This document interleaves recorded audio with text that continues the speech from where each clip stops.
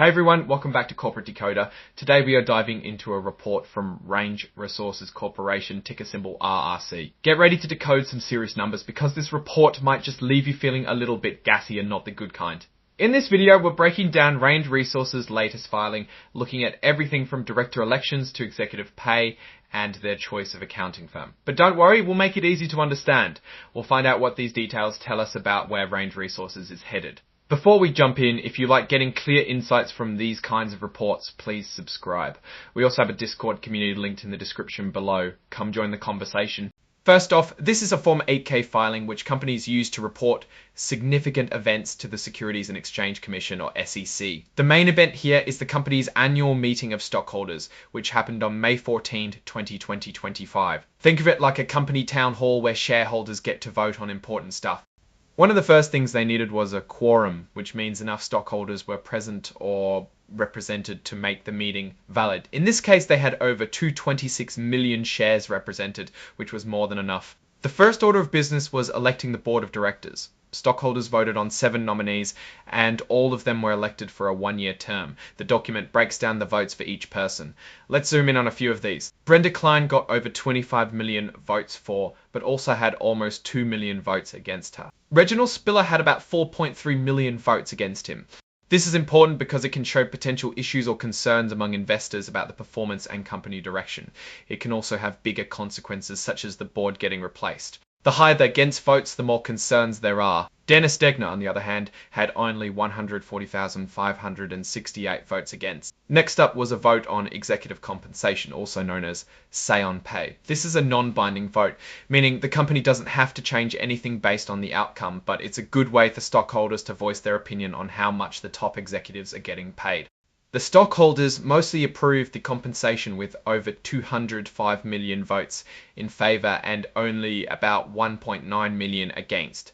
But again, that almost 2 million is still a big number. Lastly, the stockholders ratified the selection of Ernst & Young LL as the company's independent accounting firm for the year ending December 31, 2025. Think of this as stockholders giving their thumbs up to the company's choice of accountants. This passed with flying colors with over 23 million votes in favor. The report is signed by Mark Scotchy, the Executive Vice President and Chief Financial Officer of Range Resources. This just confirms that the information in the report is accurate to the best of their knowledge. Now let's step back and look at what this all means. Range Resources is essentially going through the motions of corporate governance. They held their annual meeting, voted on directors, executive pay, and auditors. All pretty standard stuff, but let's dig a little deeper. The votes against some of the directors and the executive pay plan, while not enough to cause a rejection, do suggest some level of dissatisfaction among stockholders. It's like a subtle rumble of discontent. Now, we don't know exactly why those votes were cast against, but it could be due to a number of factors such as the company's performance, environmental concerns, or simply disagreements with the compensation structure. The fact that Ernst & Young was overwhelmingly approved as the independent accounting firm is a good sign. It suggests that stockholders trust the company's financial reporting practices. Looking at Range Resources more broadly, it's an independent natural gas and oil company.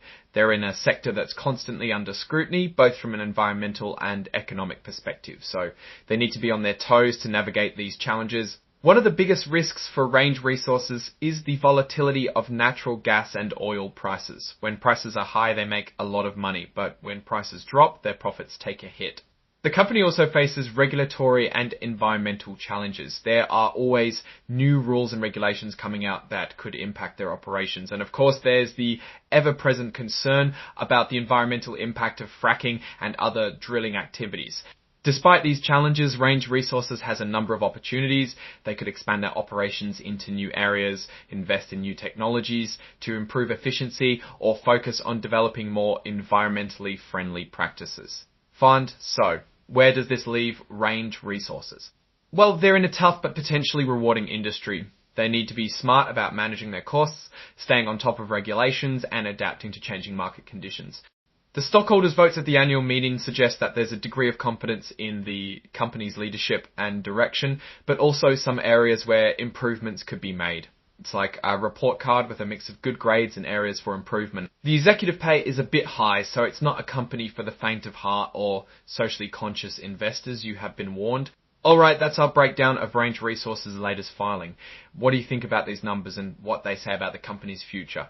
Drop your thoughts in the comments. If you found this analysis helpful, hitting that like button really helps, and subscribe for more deep dives. Don't forget to check out the Discord in the description. Thanks for watching. See you next time.